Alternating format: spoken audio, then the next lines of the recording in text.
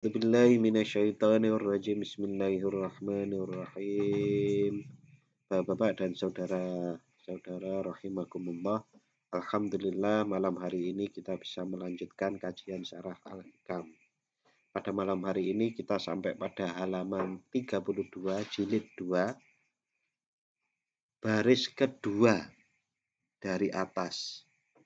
Kalau enggak baris kedua, baris ketiga. Waqad ajaba. Oleh sampai situ. Saya ulang sedikit dari yang kemarin, yang minggu kemarin.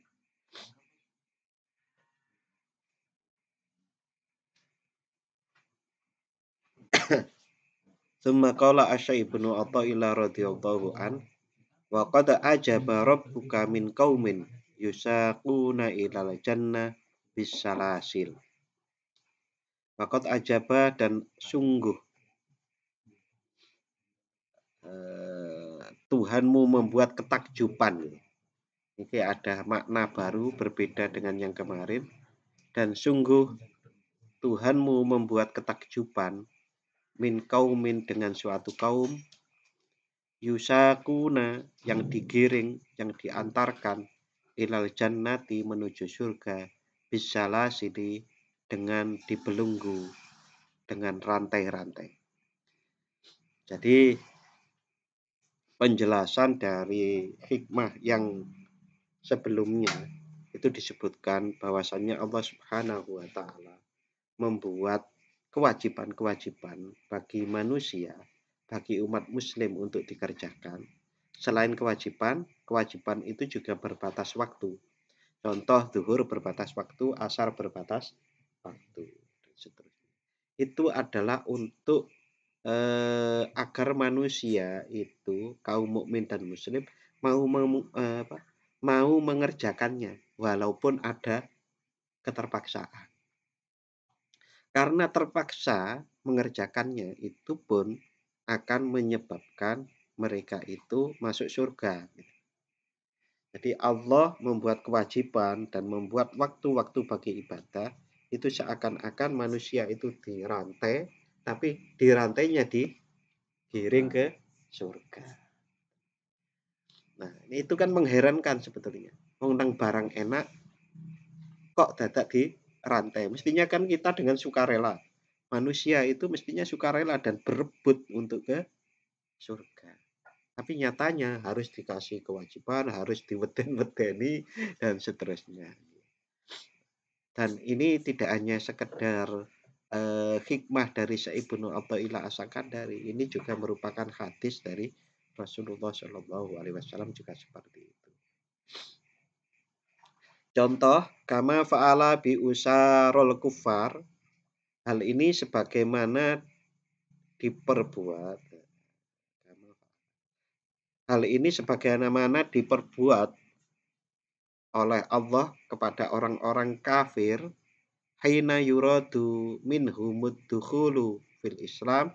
Haina yuradu saat dikehendaki minhum dari kaum kafir itu ad-dukhulu masuk fil Islam ke dalam Islam menjadi Islam. Kaum kafir itu saja untuk menjadi Islam itu dadak perang dulu, terus ditawan, habis ditawan terus kemudian diislamkan atau mereka masuk Islam. Tidak ada paksaan ya. Akhirnya mereka Islam. Lawang enak surga selamat kok dadak di perangan gitu. Mestinya rebutan ya. Itu logikanya. Fayuqaduna ilal jannah dan mereka diantarkan, dipandu ilal jannah menuju surga bisalasili dengan dirantai-rantai fi riqabihim atas leher-leher mereka. Wahada hadisun yurwa an Rasulillah. Dan ini ada sebuah hadis yang diriwayatkan an Rasulillah Shallallahu Alaihi Wasallam. Dari Rasulullah Shallallahu Alaihi Wasallam. Hakadha seperti ini.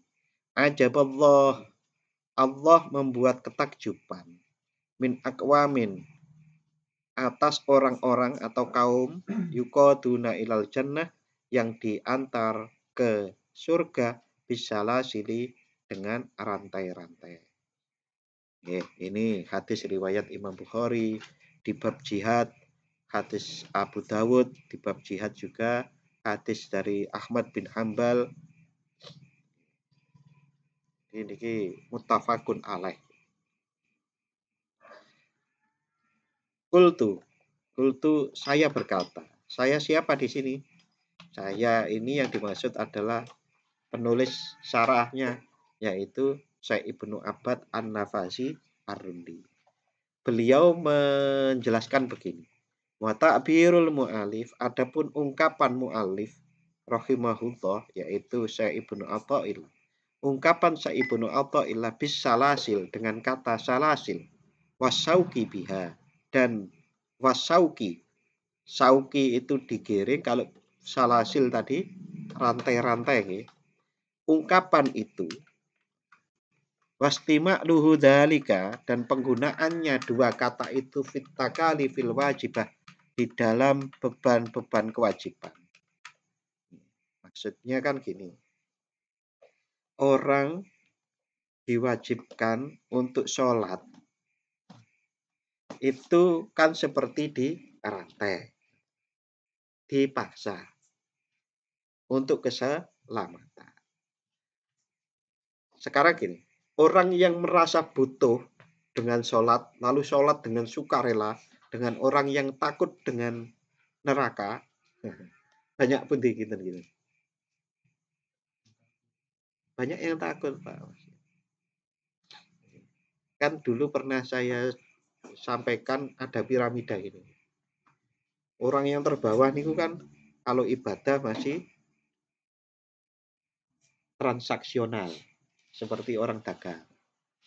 Ya, kalau yang kedua ibadahnya disertai rasa syukur dan rasa cinta. Ya, yang teratas itu ibadahnya adalah karena memang mengetahui, bersaksi bahwa Allah itu pantas untuk disembah dan dia memang adalah hamba.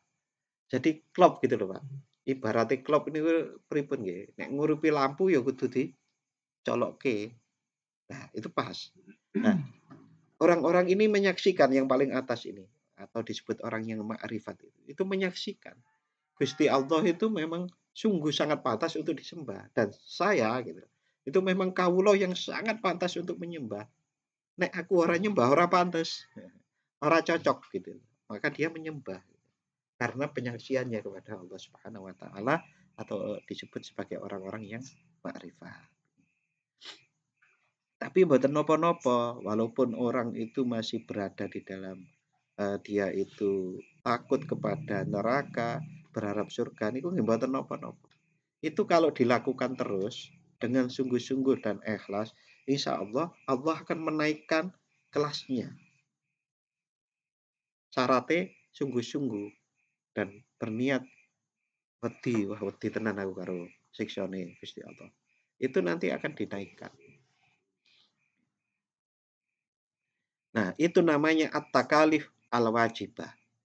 Yaitu orang-orang yang dibebani dengan kewajiban-kewajiban. Allati ulzimal ibadu, yang mana kewajiban itu seperti mengendali kepada hamba-hamba. Al-qiyama biha, yang mendirikan atau memenuhi dengan kewajiban-kewajiban min badi'il isti'arat.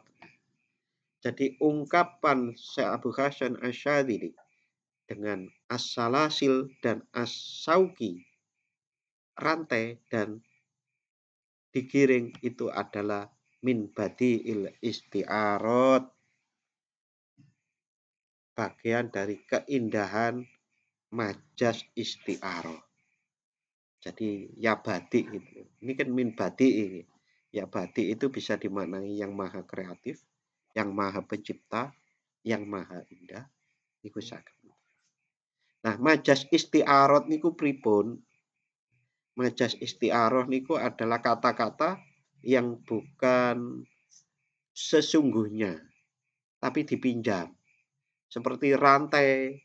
Rantai itu kan seperti memaksa orang diikat, ya. Taklif itu kan seperti itu. Seperti Ya seperti itu gini, majas isti'arah. Sebagaimana niki ada satu contoh lagi, kama qala asyair, sebagaimana ada seorang penyair yang berkata, bahwa Abu Harosh al-Hadali, beliau bernama Abu Harosh al-Hadali. Walaisa ka'ahdid dariya umma malikin, walakin ahatat birriqabi salasilu. Walaisa ka'ahdid dar, dan tidak seperti janji bertempat di rumah, wahai Ummah Malik, wahai ibunya Malik. Walakin ahatat, namun terliputi birrikobi, dengan leher-leher, asalasilu, dengan rantai-rantai. Nah, ini Bapak-bapak, maknanya jadi orang rumah tangga itu membuat janji, wahai Ummu Malik. Janji itu adalah seperti ikatan dengan rantai-rantai. Maksudnya nek ampun mau nikah, ya sing jomblo, kan gak bebas. Nanti Pak, ngaji teng Yabati, aja bengi-bengi lho. Padahal nek urung duwe bojo bengi-bengi mulai arepe. Kan ngoten. Artinya berumah tangga itu seperti juga ada rantai ikatan-ikatan yang harus disepakati bersama-sama, intinya seperti itu. Nah, di sini kata penyair yang Abu Haris tadi itu kan ahatat birriqab bisalasilu, itu adalah majas isti'arah tadi. Ini untuk menjelaskan kata-kata. Wa kadzalika tamsiluhu bil hadisil madhkur fihi dzalik. Wa kadzalika tamsiluhu, dan begitu juga perumpamaan kata tadi bil hadisi, sebagaimana hadis al-madhkur yang disampaikan di dalam at-takalif al-wajibat. Wal isyaratu bihi ila maksudihi, sedangkan isyarat dengan hadis ila maksudihi, kepada maksud atau tujuan, fi ghayatil husni, tidak fi ghayatil husni adalah di puncak kebaikan. Maksudnya membuat kata-kata yang disampaikan Syekh Ibnu Athaillah dengan as-salasil dan as-sauki tadi itu adalah sangat baik. Ini ngomentari, pensarahnya mengomentari Syekh Ibnu Athaillah bahwa kata-kata yang dibuat itu sangat baik. Bapak-bapak dan saudara-saudara rahimakumullah, sekarang ini kata-kata bijak bertebaran di mana-mana gitu. Nah, sekarang itu sepertinya yang lebih menarik dari kata-kata bijak niku pantun. Terus betul. Jadi kalau ada orang pidato nek buat pantun, itu kan terasa agak berbeda daripada hanya kata-kata bijak. Apa? Seperti Cak Lonteng kan sering buat pantun gitu kan. Lucu, tapi kalau diakhiri pantun ya asik juga gitu. Mungkin jenengan yang ustadz-ustadz, guru-guru itu sering-sering lah buat pantun. Nanti biar pendengarnya itu lebih fresh gitu. Nah kok Pak Lukman gak buat? Ya kapan-kapan. Kayaknya nggak seperti itu nih. Itu ya dunia sekarang ya.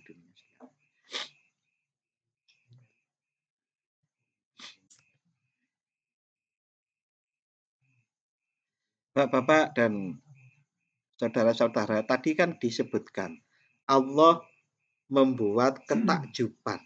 Itu nggih. Padahal bahasa Arabnya itu waqad ajaba. Dan Allah itu takjub. Nah, ini juga menjadi pembahasan sendiri. Masa sih Allah takjub kan begitu. Maka tadi kan di awal saya menyampaikannya, Allah membuat ketakjuban untuk diperlihatkan pada hamba-hambanya. Tapi ini menurut Ibnu Abbad An-Nafasi Ar-Rundi, itu dibahas juga. Dibahas maksudnya saya lebih sepakat kalau Allah membuat ketakjuban. Walaupun nanti akan dijelaskan lagi bahwasanya di beberapa hadis itu juga seperti itu. Nanti qala ba'dul ulama, sebagian dari ulama berpendapat ya juzu annahu, dimungkinkan annahu, sesungguhnya makna ta'ajubi, sesungguhnya adanya makna ta'ajub al-mansubi yang disandarkan ilallah ta'ala kepada Allah ta'ala fihi, di dalam hadis maupun di dalam qaul, itu adalah izharu ujbin, untuk menampakkan ketakjuban hadal amri, perkara ini li khalqihi, kepada makhluknya Allah. Maksudnya Allah membuat sesuatu peristiwa yang menakjubkan untuk dilihat oleh para hamba-hambanya. Di annahu badi'u sya'n, karena peristiwa ini, peristiwa orang masuk surga dengan dirantai, digiring ke surga dengan dirantai, itu adalah peristiwa yang menakjubkan. Mestinya sebagaimana saya jelaskan tadi, orang itu kalau ingin diselamatkan, ingin dipestakan, ingin dimuliakan, itu kan mestinya berebut. Wah, ini kok dipaksa sampai dirantai, itu menakjubkan. Peristiwa ini adalah peristiwa yang indah. Wa huwa annal jannata, keindahannya adalah annal jannata, sesungguhnya surga, allati habarallahu ta'ala, yang mana Allah menghabarkan bima fiha, dengan apa-apa yang di dalam surga, minan naimil mukim, dari kenikmatan yang kekal, wal aisyid daim, kehidupan abadi, wal khuludi fiha, dan kekekalan di dalam surga, alladzi min hukmiman, min hukmiman, ini adalah sebagian dari hukum orang sami'a bihi, yang mendengarkan, alladzi min dawil ukul, yang mempunyai akal, ayu syari'ah, mereka, orang yang mempunyai akal itu, ayu syari'ah, akan bersegera ilaiha, kepada surga. Kalau orang punya akal, dengan kepercayaannya bahwa di surga sebagaimana yang dikabarkan oleh Allah, penuh kenikmatan, hidup yang kekal, ketenangan, dan seterusnya niku, mestinya orang kalau punya akal bersegera ke sana, nggak usah ditarik-tarik nganggo rantai. Rupane napa? Nggih salat, zakat, poso, haji, zikir, cari ilmu, silaturahim, menjenguk orang sakit, terus ziarah, dan seterusnya, kebaikan-kebaikan itu. Artinya orang bersegera, karena itulah surga. Wayu badzalu majhu, dan wayu badzalu majhudahu, dan mengorbankan upayanya, fil wusuli ilaiha, agar sampai kepada surga.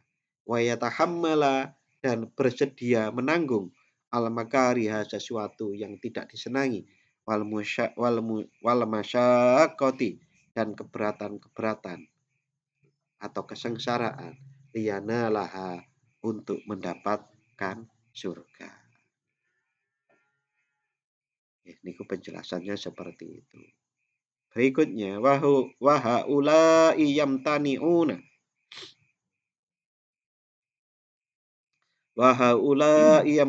yamtani'una anha, dan mereka menahan diri dari surga, wayarghabuna anha, dan merasa benci kepada untuk masuk ke surga.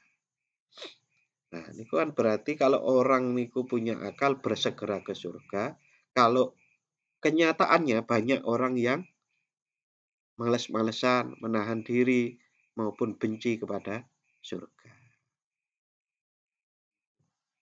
Wa yazhaduna, bahkan mereka menjauh fiha dari surga, hatta yuqadu, sehingga digiring mereka itu digiring ilaiha ke dalam surga bisalasili dengan rantai, kama yuqadu ila makruhil azim, seakan-akan mereka seperti digiring kepada sesuatu yang tidak menyenangkan, yang sangat tidak menyenangkan. Allati tangfiru minhu attiba, yang mana watak itu ingin lari dari sesuatu yang tidak disukai. Wa ta'lamu minhul abdan, dan tubuh merasa sakit. Watak rohu hun nufus, dan jiwa merasa tidak suka dengan hal tersebut. Sebaliknya, banyak orang yang merasa dia itu kalau seakan-akan mau menuju ke surga itu kok malah merusakkan badan. Niku rasanya kok sangat sakit gitu. Nggih, gampilane kan ngeten to. Poso niku kan lapar. Itu kan ngelarani awak kan ngoten. Lalu adem-adem kok wudu kan ngoten. Mau salat subuh niku adem tenan lho, Pak. Wingi sih, saniki pun mboten nggih. Entek. Itu kebencian, seakan-akan kebencian menuju surga itu diwujudkan dalam hal-hal seperti itu. Padahal sesungguhnya mereka itu sedang menuju surga. Waqad qara'a jama'atun minal qurra bal ajibtu wa yaskharuna bidhammit ta. Dan sebagian dari ahli qurra niku membaca dengan bal ajibu tu, bukan ajaba. Pakai bidhammit ta dengan ajibtu.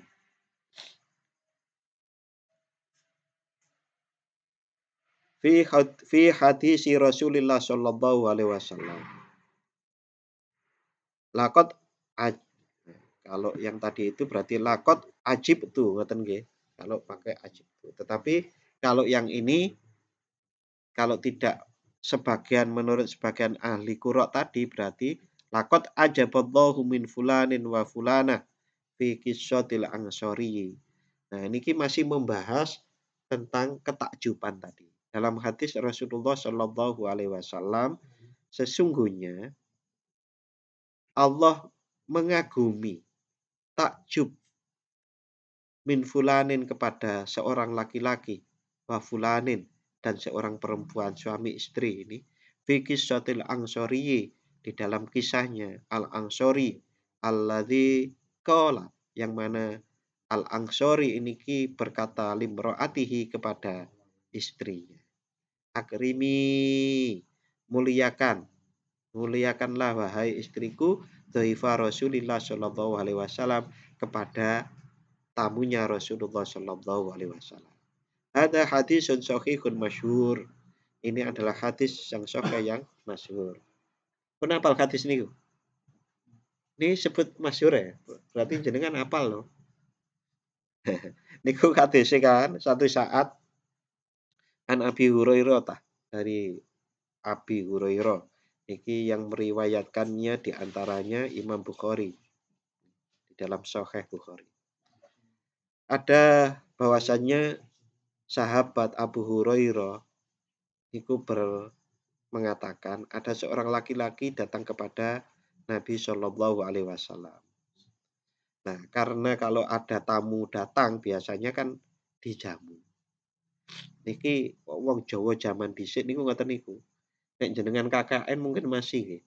Jadi orang ini kalau pas KKN kan pingin mahasiswa pengen diampirke nang omahe terus ya, Pak. Dijamu. Lah kayak sampean teng Lombok wingi lho. Nah, Lombok niku dijamu kayak gitu. Niku nggih ajarannya Rasulullah niku. Nah, pada satu saat ada orang yang bertamu kepada Rasulullah. Kemudian Rasulullah niku masuk, bilang kepada istrinya, disebut niki para istri nggih. tidak hanya satu istri. Ada makanan mboten? Jawabannya, semua istrinya loh jawab. Kami tidak punya apa-apa ya Rasul selain air.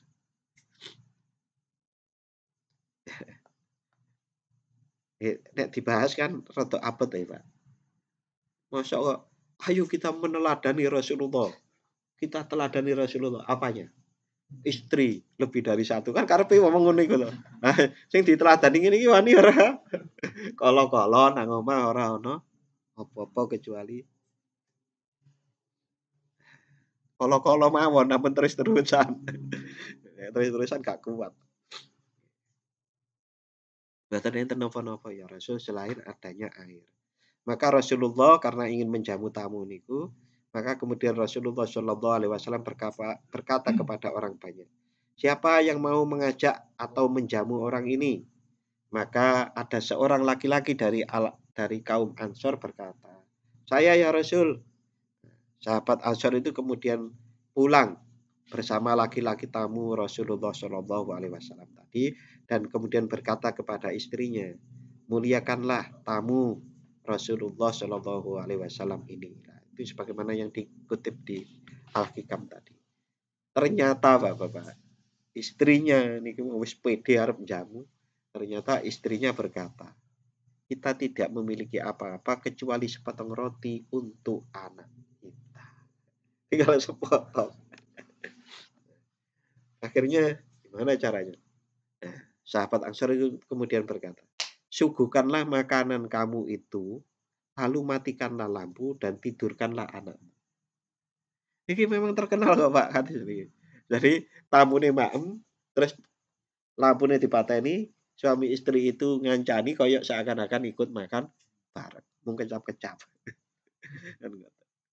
Nah, ketika mereka hendak menikmati makan malam, maka istrinya menyuguhkan makanan itu lalu mematikan lampu dan menidurkan anaknya. Kemudian dia berdiri seakan hendak memperbaiki lampunya, lalu dimatikannya kembali. Intinya ben peteng orang ngerti.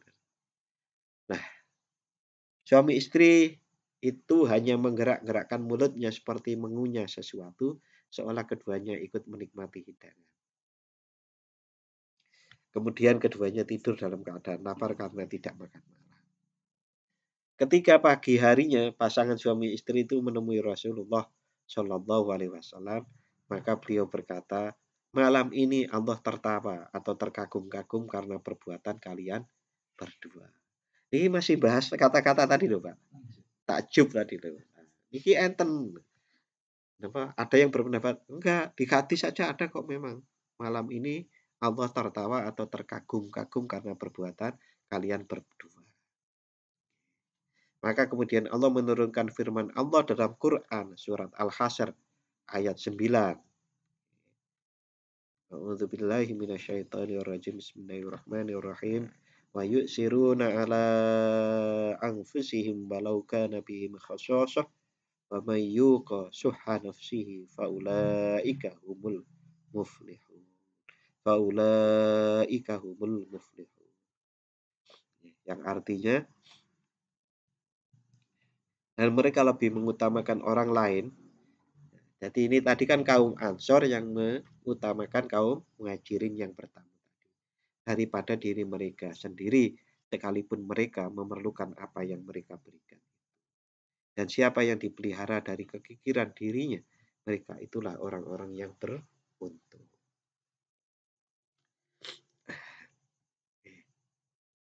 Fala ujbu mansubun ilallahi ta'ala. Maka berdasarkan hadis itu, ketakjuban yang disandarkan kepada Allah Ta'ala. Niku ada. Waqad waroda fil kitab wa sunnah. Dan juga terdapat di dalam Alkitab, Al-Quran, dan sunnah. Fahuwa idzan. Oleh karena itu, ini idzan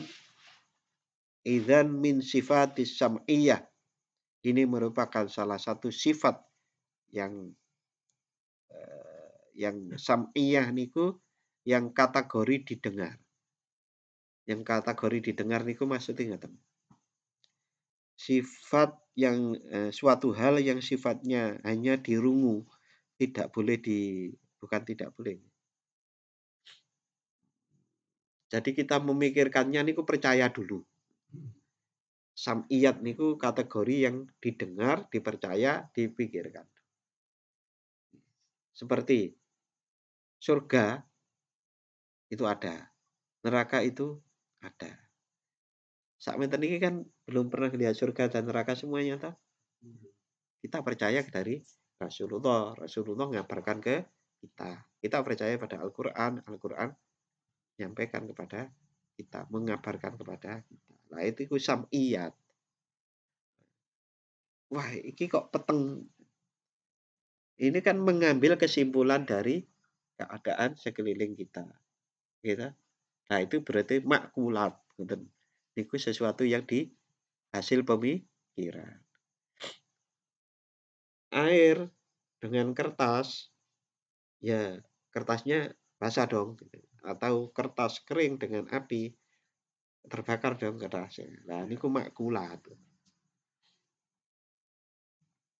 Nah, kalau sam'iyah atau kategori didengar itu tadi ya seperti surga, neraka ya kita imani. Dan ada enggak itu bisa dipikirkan bagaimana? Di antara yang bisa kita pikirkan tentang surga dan neraka itu kan seperti mimpi itu, Pak.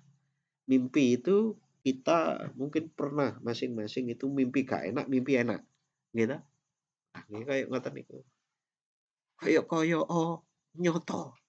Tapi setelah bangun boten enten.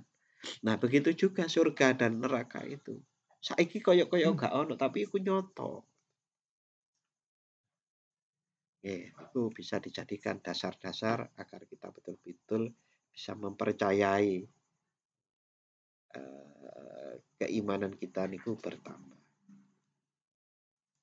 Bapak-bapak, berikutnya summa qala Asy Ibnu Athaillah radhiyallahu an aujaba 'alaika wujudu khidmatihi wa ma aujaba 'alaika ila dukhul jannatihi. Allah mewajibkan bagimu untuk berkhidmat kepadanya dan yang dia wajibkan atas dirimu hanyalah memasuki surganya. Kita itu diwajibkan untuk taat kepada Allah. Maka nanti Allah akan mewajibkan kita masuk surga. Insyaallah minggu depan mau nggih. Kita lanjut. Hadi ibaratun hasanatun muwafiqatun di makna ma taqaddama. Ini adalah ungkapan yang bagus yang sesuai dengan hikmah-hikmah sebelumnya. Insyaallah kita lanjutkan minggu depan. Dereng Maulid nggih. Maulid ini malam Kamis kok ya. Insyaallah buatan libur minggu depan. Kita akhiri dengan membaca doa Bismillahirrahmanirrahim. Allahumma inni astaudhi'uka ma 'allamtani farduhu ilayya 'inda hajati ilaihi wa la tumsinihi ya rabbal alamin. Matur nuwun. Wassalamualaikum warahmatullahi wabarakatuh.